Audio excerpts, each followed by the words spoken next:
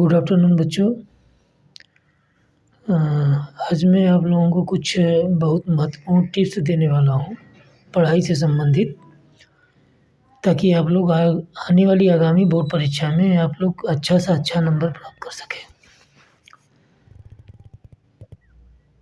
देखिए बच्चों, पहली बात तो ये है कि इस समय जितना आपको पढ़ाया गया है आप केवल उसी टॉपिक को रिवाइज करें। कोई नया टॉपिक आप लोग पढ़ने की कोशिश न करें या उसको नया टॉपिक कोई पकड़ने की कोशिश न करें। हमारे ख्याल से हमने जहाँ तक अपने सिलेबस की बात है, हमने लगभग 1-2 चैप्टर छोड़ के लगभग 95% तक का सिलेबस मैंने ख़त्म कर दिया है। और आप लोग जो भी पढ़ाया गया है केवल उसी का रिवीजन करने, जो चैप्टर छूटा हुआ है उसको अभी बिल्कुल भी पढ़ने की कोशिश न करें।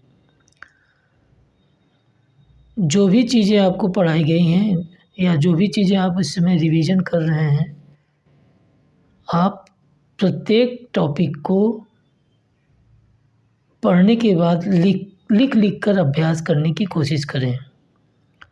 और बेहतर ये होगा कि आज इस समय जितना समय आपके पास बचा हुआ है, चूँकि 16 फरवरी से परीक्षा स्टार्ट है और आपके पास लगभग अभी 25 दिन करीब बचा हुआ है, तो मेरी यही सलाह है कि आप लोग जो अनसॉल्व पेपर है उसको आप टाइम को ध्यान में रखते हुए अनसॉल्व पेपर को 3 घंटे से भी कम समय में हल करने की कोशिश करें, परीक्षा के दृष्टि से, कि हम ये पेपर जैसे हम परीक्षा में बैठकर दे रहे हैं उसी के अनुसार आप उसको अपने घर पर हल करें। और टाइम को देखते हुए, टाइम आप 3 घंटे से ज़्यादा टाइम न लें, कोशिश करेंगे 3 घंटे से कम ही टाइम आपको लगे पेपर हल करने में। पेपर को हल करते समय हो सकता है कुछ क्वेश्चन आपको ना आए, आप उसको क्वेश्चन को छोड़िए, आगे बढ़िए। जब पेपर पूरी तरह से हल हो जाए फिर उसके बाद उन क्वेश्चनों को आप फिर से किताब से या मेरे नोट्स बुक से देखकर हल करने की कोशिश करें। कहने का मतलब ये है कि क्वेश्चन छूटने न पावे, सभी क्वेश्चन आपको अटेम्प्ट करने हैं। और अनसॉल्व पेपर सॉल्व करते समय ये ध्यान रखना चाहिए कि क्वेश्चन नंबर प्रॉपर तरीके से आप डालें। उदाहरण के तौर पे जैसे आप अगर पहले का लिख रहे हैं, सॉल्व कर रहे हैं, हल कर रहे हैं, तो प्रश्नोत्तर नंबर फर्स्ट, फिर उसके बाद क लिखकर तब आगे अपना सवाल को हल करने की कोशिश करें। बहुविकल्पी प्रश्नों में मैंने देखा है कि आप लोग प्रश्न भी उतार देते हैं और फिर उसके बाद चारों विकल्प उतारते हैं, फिर उसके बाद जो सही होता है उसी को फिर आप उसको टिक करते हैं। ये बिल्कुल गलत तरीका है और इससे आपका समय भी बर्बाद होता है और एग्जामिनर के ऊपर इम्प्रेशन भी गलत जाता है। आपको सिर्फ ऐसे करना है, प्रश्नोत्तर नंबर फर्स्ट का जो विकल्प सही है उस विकल्प को लिख दीजिए। जैसे उदाहरण के लिए अगर द्रव्यमान सही है तो बी लिखकर द्रव्यमान लिख दीजिए, बस। आपको क्वेश्चन उतारने की ज़रूरत नहीं है। अब रही बात डिस्क्रिप्टिव प्रश्न की। डिस्क्रिप्टिव प्रश्न में आप कोशिश ये करिए कि जहाँ भी हो सके हेडिंग डालकर अपने उत्तर को लिखने की कोशिश करें। उदाहरण के तौर पे जैसे आपसे पूछा गया कूलाम का नियम क्या है, इसकी परिभाषा दीजिए तथा सूत्र भी लिखिए।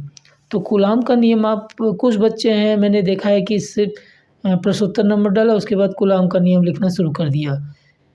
किन्हीं दो आवेशों के बीच लगने वाला जो बल होता है वो आवेशों के गुणनफल के अनुक्रमानुपाती तथा उनके बीच की दूरी के वर्ग के अनुपाती होता है। ऐसे नहीं आपको लिखना है। आपको पहले कूलाम का नियम हेडिंग डालना है, उसके बाद परिभाषा लिखनी है, फिर बगल में जो चित्र मैंने बनवाया है, जो चित्र उसमें आता है उसको आपको चित्र भी बनाना है। एक तरफ Q1 दूसरी तरफ Q2, बीच में दूरी R को R से प्रदर्शित करिए। इस तरह से आपको पूरी परिभाषा देनी है और फिर सूत्र भी लिखना है। जब तक आप ऐसा नहीं करेंगे तब तक आपको नंबर पूरी तरह से नहीं मिलेगा और नंबर आपके कट जाएंगे। क्योंकि परीक्षा में ये माना जाता है कि परीक्षार्थी जो परीक्षा देने वाला है वो टीचर बन जाता है, अध्यापक बन जाता है, और जो कॉपी चेक करने वाला होता है वो बच्चा हो जाता है, मतलब वो स्टूडेंट हो जाता है। तो आप जितने अच्छे तरीके से किसी भी टीचर को समझा सकते हैं, उतने अच्छी तरह से अगर समझाएँगे तो नंबर आपको निसंदेह अच्छा मिलेगा। और एक चीज़ और है कि जैसे जो कुछ महत्वपूर्ण बिंदु होते हैं वहाँ पे आप अंडरलाइन करने की कोशिश करिए, हाइलाइटर उसका उपयोग करिए, हाइलाइट कर दीजिए उसको। नहीं भी कुछ अगर आपको लगता है कि कोई इम्पोर्टेंट नहीं है, कुछ ऐसा चीज़ उसमें हमको हाइलाइट, लेकिन फिर भी आप कर दीजिए। एक उससे इम्प्रेशन टीचर्स के ऊपर अच्छा जाता है और आपको नंबर देने की भरपूर कोशिश करता है। और आप प्रश्न एकदम क्रम से सॉल्व करें, कोशिश करें कि प्रश्न को क्रम से हल करने की कोशिश करें। अगर ऐसा नहीं हो पाता है तो आप कोई बात नहीं है, आप आगे बढ़ जाइए और लास्ट में अगर आपको प्रश्न का उत्तर आ रहा है तो लास्ट में फिर आप प्रश्न संख्या डाल के इसको हम हल करने की कोशिश करिए। लेकिन प्रश्नोत्तर आप सही ढंग से डालिए, क्योंकि मैंने देखा है कि बहुत से बच्चे प्रश्न का क्रमांक सही ढंग से नहीं डालते हैं, टीचर्स को ढूँढने में दिक्कत होती है, फिर वो झल्लिया जाता है और आपको नंबर कम दे देता है। एक चीज़ और आपको ध्यान देने के लिए मैं कहूँगा कि आप जैसे जब पेपर को पढ़ते हो तो पेपर को पहले पूरी तरह से एक बार आप पढ़ लो, 2 बार पढ़ लो। उसके बाद जो प्रश्न आपको अच्छी तरह से आते हैं, बेहतर तरीके से आता है, मतलब मैं आप पूरी तरह से इसको 100% आप इसमें परफॉर्मेंस दे सकते हैं, तो सबसे पहले वही प्रश्न अटेम्प्ट करिए। उसको पहले हेडिंग डाल के बाकायदा साफ-साफ सुंदर अक्षरों में उसको लिखने की कोशिश करिए। फिर उसके बाद अगला प्रश्न करिए। बीच में आपको हो सकता है कुछ प्रश्न उस समय ना आ रहे हों, आप उस प्रश्न को छोड़ दीजिए, आगे बढ़ जाइए, आपको बाद में टाइम मिलेगा। आप फिर पुनः उस प्रश्नों को हल करने की कोशिश करिए। कोशिश ये करिए कि कोई भी प्रश्न आपसे छूटने ना पावे। अगर जितना भी आपको आता हो, उस प्रश्न का उत्तर देने की कोशिश करिए, क्योंकि अगर मान लीजिए 2 नंबर का क्वेश्चन है, आपने थोड़ा-सा भी उसके बारे में लिख दिया, अगर सूत्र भी लिख दिया, तो कम से कम आपको 1 नंबर तो मिल ही जाएगा। कुछ नहीं लिखेंगे तो कुछ नहीं मिलेगा।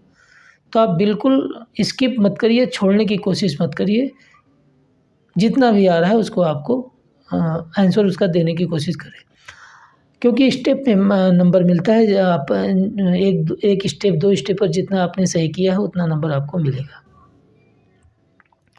राइटिंग पर विशेष ध्यान दीजिए, और इस समय चूँकि ठंडक भी पड़ रही है और आप लोग लापरवाही मत बरतिए, स्वास्थ्य का ध्यान रखिए और बोर्ड परीक्षा के दृष्टिगत रखते हुए अपनी तैयारी पूरी तरह से करने में जुट जाइए।